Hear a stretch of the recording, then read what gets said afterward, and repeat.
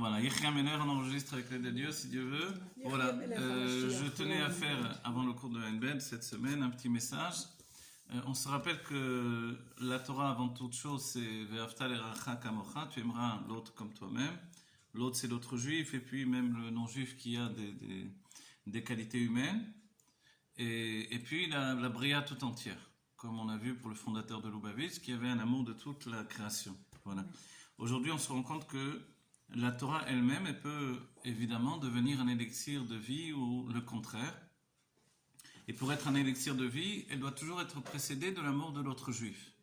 Donc l'amour de l'autre juif, c'est quelque chose d'essentiel. Cet amour, il doit être toujours mis en avant. Donc peu importe l'étalage de Torah que l'on va donner, si toute cette Torah, elle aboutit au fait de manquer d'amour pour l'autre juif, évidemment, ce n'est pas le chemin de la Torah, puisque Rabbi Akiva dit que tout le reste en dehors de cet amour de l'autre juif, ce ne sont que des piroshim.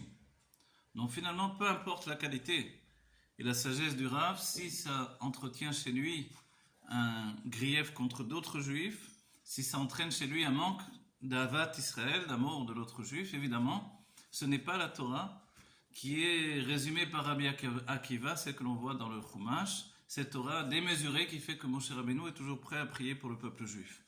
Alors aujourd'hui, on se retrouve dans une situation où on a quelque chose qui n'existait forcément pas auparavant, compte tenu que le monde en dehors de Eretz Israël est en danger par rapport à cette maladie, donc qui prend le pas d'autres maladies du quotidien, qui sont la maladie de mourir d'amour pour Dieu, qui est la plus importante, qui est en vérité la véritable maladie de juif. On se meurt d'amour pour Dieu chaque jour, et du fait que l'on se meurt d'amour pour Dieu, alors on a toutes sortes de symptômes. Aujourd'hui, un des symptômes, c'est aussi cette sorte de grippe qui continue à faire des ravages dans le monde et qui vient de Chine. Voilà. Maintenant, pour dire la vérité, ce qui m'inquiète, c'est pas tant la maladie en elle-même. On a affronté d'autres choses plus graves que ça, et on doit avoir la émouna dans Hachem, savoir que Hachem, il est le bien, c'est lui qui fait ça comme il a fait d'autres choses, plus terribles que ça. Et on sait que Dieu, il entretient avec le juif un rapport direct et un lien qui est un lien de émouna, profondément. Alors, puisque l'amour de l'autre juif, c'est l'essentiel, on ne peut pas, par le biais de la Torah et dans l'idée que nous sommes en Eretz Israël, même s'il faut devancer que habitant en Eretz Israël, c'est une ma'ala, c'est une élévation, et qu'en Eretz Israël se dévoile l'essence de Dieu, tel que des ma'amarim et des sichot du Rabbi le rapportent, et qu'il n'y a pas plus élevé comme situation pour l'âme. Dans les livres, on a vu, dans les côtés Torah, il est rapporté qu'ici, nous sommes dans le monde de Yetzira et non pas dans le monde de Asiya, donc le monde de la formation et non pas le monde de l'action. Donc nous sommes vraiment au-dessus de la situation du monde. Et c'est vrai qu'il est écrit dans la Torah, dans la Gemara, que l'air de Chutz La'aretz rend impur. C'est une xéra des sages, un décret des sages, qui ont fait que l'air d'en dehors d'Eretz Israël rend impur. Mais malgré ce, le gros de la Torah n'est pas venu d'Eretz Israël, mais est venu au contraire de l'extérieur. La maison de notre maître à Bavel, que ce soit Ravashi, que ce soit Rabbi, que ce soit, même si la Torah de Rabbi, elle est en Eretz Israël, finalement, par la Gemara, elle s'est projetée en Bavel, en Babylone, et ça représente toute la Torah de Chutz La'aretz, que ce soit en France, en Allemagne, le Rashi, les Tosfot, que ce soit le Rameau, et tous les grands sages de la Torah, et puis sans parler évidemment des grands kabbalistes qui se trouvent dans le monde entier, jusqu'au mouvement de la Chassidut. On voit que la Torah est venue en grande partie de Chutz La'aretz, d'en dehors de Eretz Israël. Et la définition de la Chassidut, c'est que Eretz Israël, c'est aussi un niveau dans l'âme. Et que dans chaque endroit, comme le Tzemar Tzedek l'a dit très clairement, le Tzemar Tzedek, on le rappelle qu'il est un des grands posek halacha de tous les temps, un des grands décisionnaires de la loi de tous les temps, qui a dit également que l'on peut faire Eretz Israël en dehors d'Eretz Israël. Là où tu te trouves, tu feras Eretz Israël. Et cette notion-là, elle est basée sur l'édification de la structure de l'âme par l'Admor HaZaken, et qui nous dit que de partout où brille l'âme juive, en fait, nous sommes en Eretz Israël. Et c'est pour ça que dans les Arba Amod, les 4 côtés du kever d'un tzaddik, du tombeau d'un tzaddik, évidemment, c'est aussi Eretz Israël. Qui plus est, dans la vie d'un juif au quotidien, nous sommes en Eretz Israël dès qu'il sert Dieu. ce monde dans lequel nous devons faire des Rabat Tartonim, une maison ici-bas pour Dieu, tel que le Midrash le dit, tel que la Chassidoute va en faire son cheval de bataille, l'essentiel c'est de faire une résidence pour Dieu dans ce monde. Et c'est vrai que plus la situation est basse, et plus on fait une résidence, puisque c'est Batartonim au niveau le plus bas. Et il est évident que en Chutz Laaretz, en dehors de Israël, de l'autre côté du Kador Haaretz, de l'autre côté de la terre, jusqu'en Amérique, qui est l'endroit qui n'a pas reçu Matan Torah, jusque donc dans le niveau le plus bas de la chute, justement là-bas, on fait des Rabat Tartonim. Voilà. Et cette élévation, depuis l'enseignement que le rabbin nous a donné, Bet Rabbeinu chez Bebavel, c'est la lumière qui provient de la maison de mon maître. Où qu'il se trouve, là-bas provient la lumière et la notion d'Eretz Israël Pnimi, intérieur, comme un chassid du Baal Shem Tov qui voulait à tout prix partir en Eretz Israël et puis qui a fait un rêve et il s'est vu, ou alors il est rentré dans le mikvé, plus précisément c'était pas un rêve, c'était dans le mikvé, et puis comme par l'habitude du Baal Shem Tov, on ouvrait les yeux dans le mikvé, alors il a ouvert les yeux et puis il a vu le chemin qui partait devant lui, il est arrivé en Eretz Israël, il est arrivé à Jérusalem, il est rentré dans le temple à Yerushalayim, il est arrivé dans le Kodesh HaKodashim, le Saint des Saints, et il a vu que dans le Haron HaKodesh, le Haron, à l'intérieur il n'y avait pas les Luchot, et il s'est demandé où se trouvaient les Luchot, et finalement il lui a été dévoilé que ces Luchot se trouvaient à Mezibouj.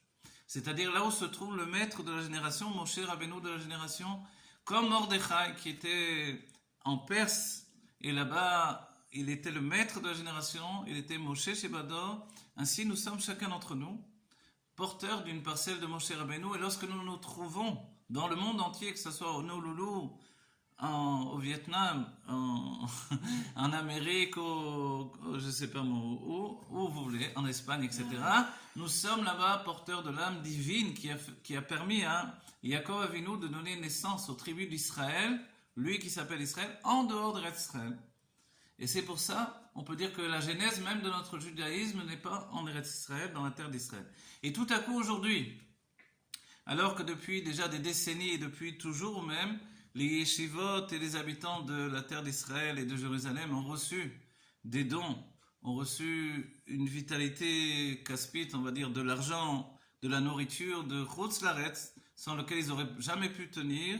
Tout à coup, voilà qu'on est capable de dire des mots du genre, ceux qui sont en dehors d'Eretz Israël, tant pis pour eux, on les avait avertis. Et maintenant, toutes les portes sont fermées, que Dieu préserve, ça va être...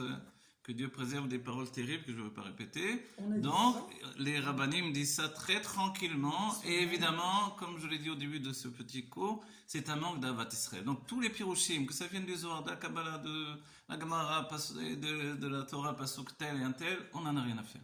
Du moment que c'est un manque d'Avat Israël, c'est aussi un manque de responsabilité. Il faut encourager les Juifs de partout où ils se trouvent.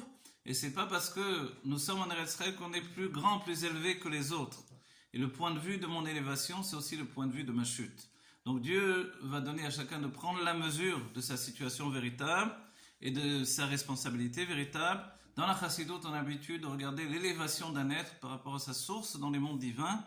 Essentiellement, ceux qui parlent de cette manière-là, ce sont évidemment des âmes de Asiya.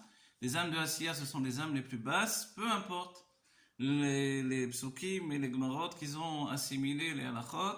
S'ils sont capables de manquer d'Avat Israël, alors ils manquent de tout. Donc il faut savoir que le minimum, c'est de ne pas cracher dans la soupe, puisqu'on a reçu de l'argent de Chutz Laaretz.